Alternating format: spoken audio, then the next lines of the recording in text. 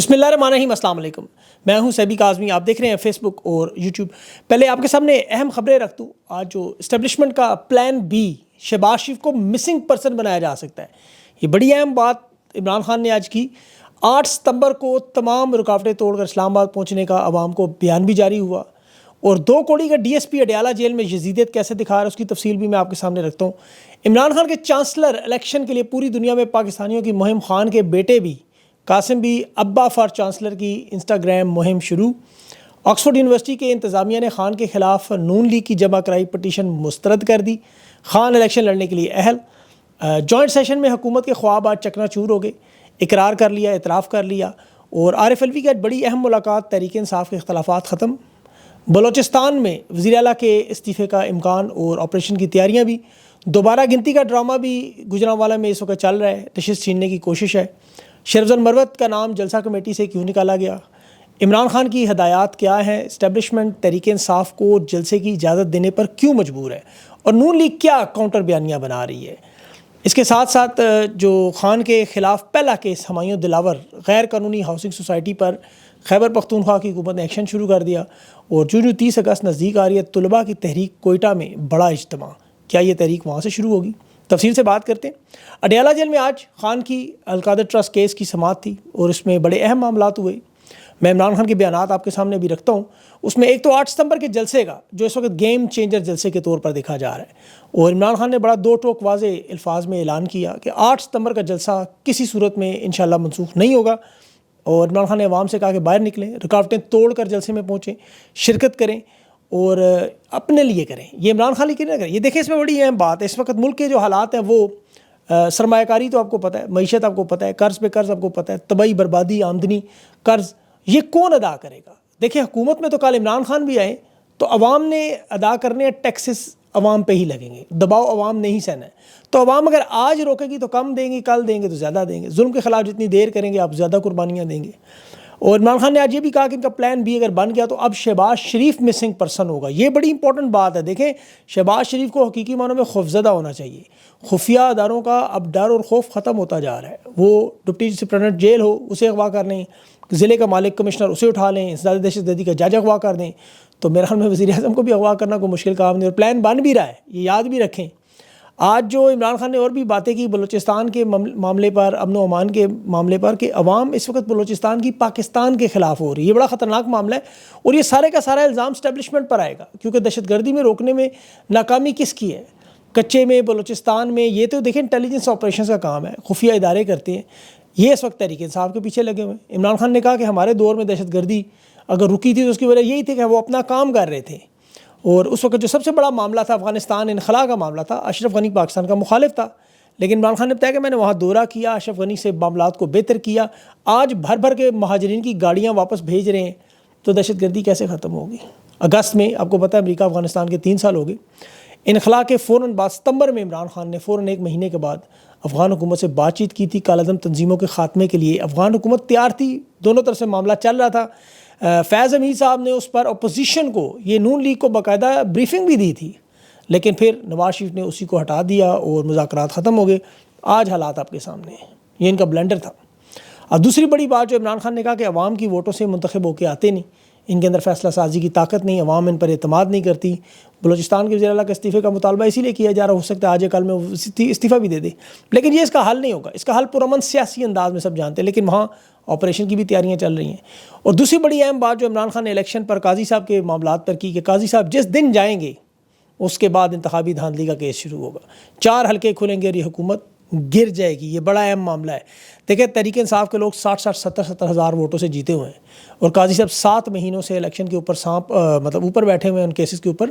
یہ case justice منصور علی شاہ نے آتے ہی کھولنے، دھاندلی کا کیس ان کی پرائیورٹی میں، اور یہ چھینا ہوا مینڈیٹ تحریک انصاف کو واپس کرنا پڑے گا، چاہے کچھ بھی ہو۔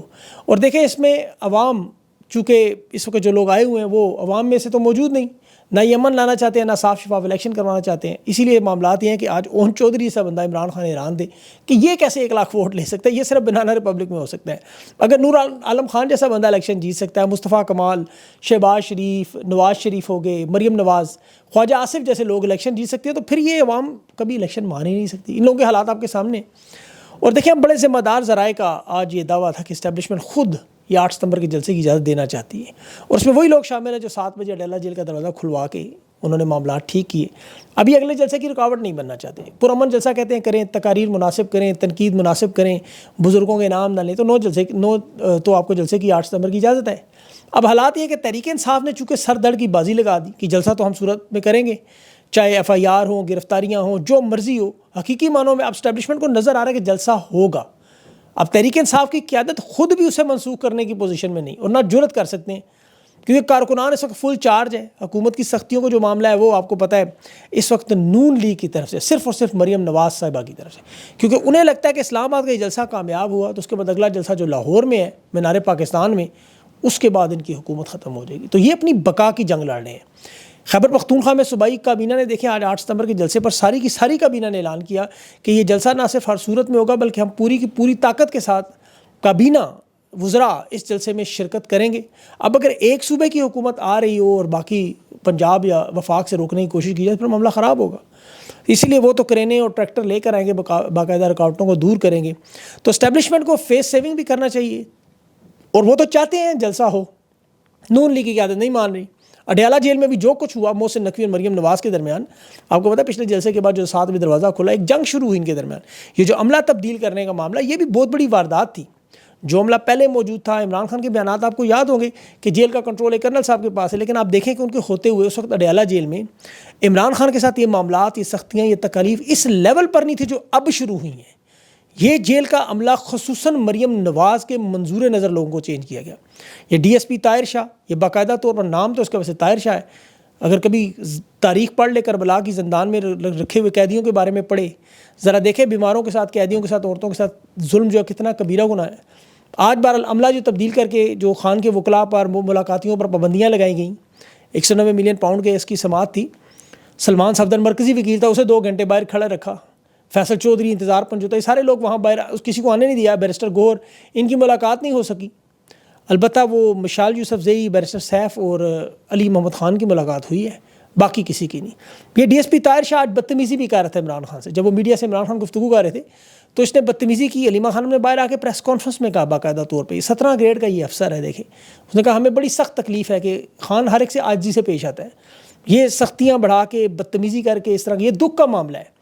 اور افسوس اس بات کے تحریک انصاف کی قیادت یہ ہوتا ہوا دیکھ رہی ہے۔ انہیں تو چاہیے جتنی ان کی تعداد ہے، یہ اڈیالہ جیل کی دیواریں ہلا دیتے شور مچا کے، اتنا بڑا مینڈیٹ اور عوام ان کے ساتھ ہے۔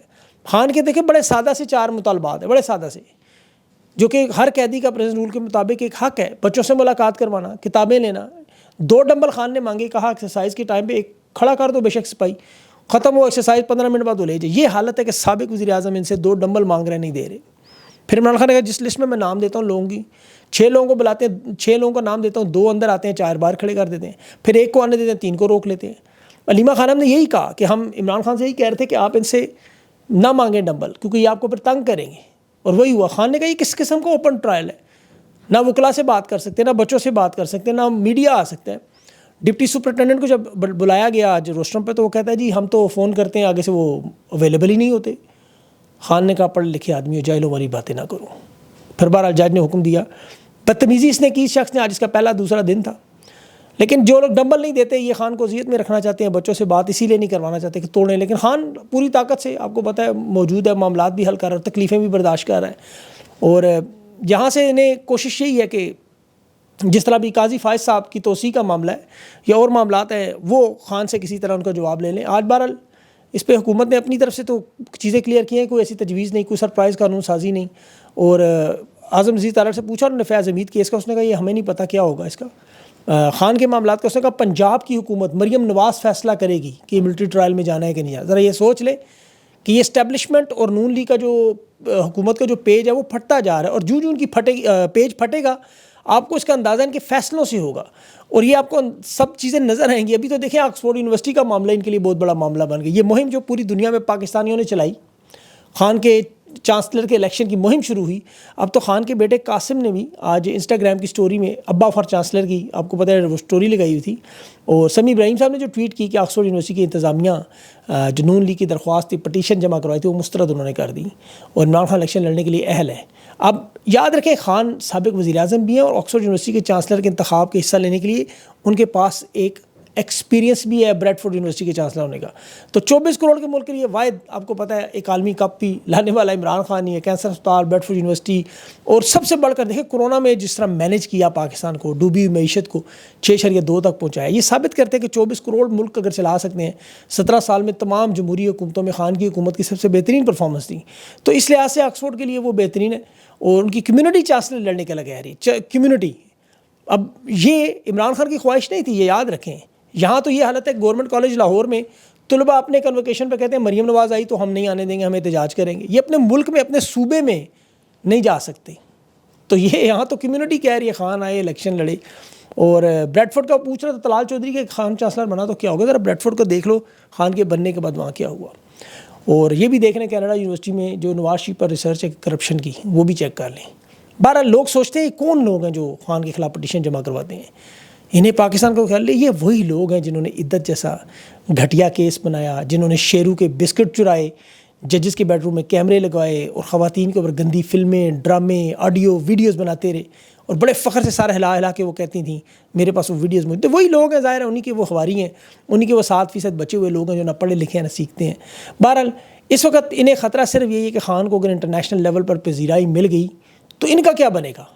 اب ایک طرف یہ آکسفورڈ یونیورسٹی کو ای میلز کر رہے ہیں, درخواستیں کر رہے ہیں, اور وہ درخواستیں مسترد ہو کے اب عمران خان اگر چانسلر بن گئے تو انہوں نے کہنا ہے دیکھیں جی وہ برطانیہ میں ان کی لابی ہے, یہودی لابی نے بنا دیا. انہوں نے یہی کرنا ہے. اگر خان ناکامیاب تو انہوں نے کہا دیکھا یہ ہماری کامیاب اسٹریٹجی تھی. مطلب دونوں صورتوں میں انہوں نے واردات ڈالنی ہے, اس لیے دونوں آپ کے سامنے رکھتے. خان کا الیکشن دیکھیں جو بھی ہو, دنیا میں ایک الیکشن بن گیا, اور الیکشن کی فضا بھی یہی ہوتی ہے. آکسفورڈ الیکشن کی پہلے کبھی آپ نے بات بھی نہیں سنی ہوگی, آج ہر طرف اسی کا چرچا ہے. بہرحال خیبر پختونخوا کی حکومت کی بات کریں, وہاں بھی آج اجلاس تھا بڑا, 3-4 بڑے اہم معاملات تھے. ایک تو 9 مئی کے واقعات پر جوڈیشل انکوائری کے پی کی حکومت خود اپنے طور پر کمیشن بنا کے کرنا چاہتی ہے, اور صوبائی وزیر ہیں جو ان کے آفتاب عالم وہ کہہ رہے تھے. اور خیبر پختونخوا میں جو توشہ خانہ کیس میں عمران خان کی جو پہلی سزا جج ہمایوں دلاور نے دی کالعدم کی, اس کی غیر قانونی ہاؤسنگ سوسائٹی کا NOC جسے مل گیا تھا, اس کے بدلے میں بنو میں اب خیبر پختونخوا کی حکومت نے اس پر انکوائری شروع کر دی ہے. اور یہ بڑا زبردست معاملہ ہے, کرنا چاہیے ان افسران کے خلاف جو قانون کے خلاف کام کرتے ہیں. اس طرح سب کو پیغام ملے کہ ریٹائرمنٹ کے بعد یہ کہاں جائیں گے, قانون کے دائرے میں ان کو لانا چاہیے, ضروری ہونا چاہیے. اور تیسرا اہم معاملہ جو سابق صدر عارف علوی ان کے تعلقات ٹھیک کروا رہے ہیں, پارٹی کے اختلافات جو ہیں اس میں عاطف خان, جنید اکبر, شکیل خان کا بھی جو چیف منسٹر علی امین گنڈا پور سے معاملات تھے, بیانات سے روکا گیا انہیں.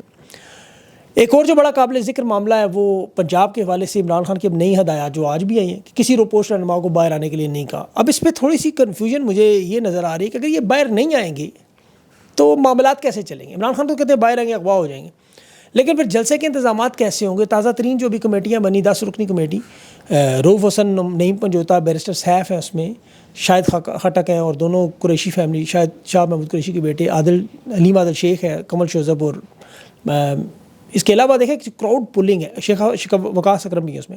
جو کراؤڈ پولنگ ہے وہ بڑی امپورٹنٹ ہے. میں بڑا حیران تھا اس ٹیم میں سے انہوں نے شیخ افضل کا نام کیوں کاٹا, اسے کیوں سائڈ لائن پہ کیا. وہ بڑا امپورٹنٹ تھا ان کے لیے, بڑا اہم کھلاڑی ہے ان کا.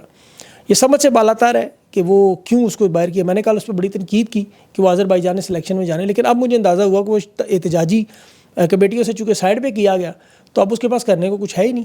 تو وہ پھر ظاہر ہے ایک جلسے میں ایک عام آدمی کے طور پر ہی جا سکتا ہے, تو اس لیے وہ باکو مبصر کے طور پر 5 دن جانا چاہتے ہیں. یہ احتجاج ہے. خان کے گرد ارد جو لوگ موجود ہیں میرے خیال میں وہ جس طرح پیغام سازی کرتے ہیں اس کا نقصان جو ہے وہ تحریک انصاف کو ہوگا. ان لوگوں کی تو ذاتی آپس میں اختلافات ہیں, پاؤ گوشت کا معاملہ ہے, لیکن یہ پورے کاز کو تباہ کرنا چاہتے ہیں.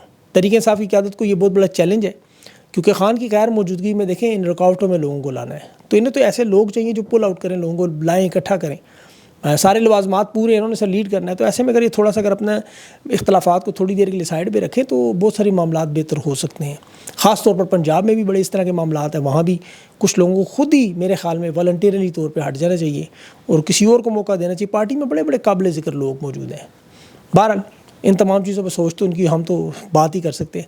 اپنا خیال رکھیں. اگلے انٹرویو تک کے لیے مجھے اجازت دیں. اللہ حافظ.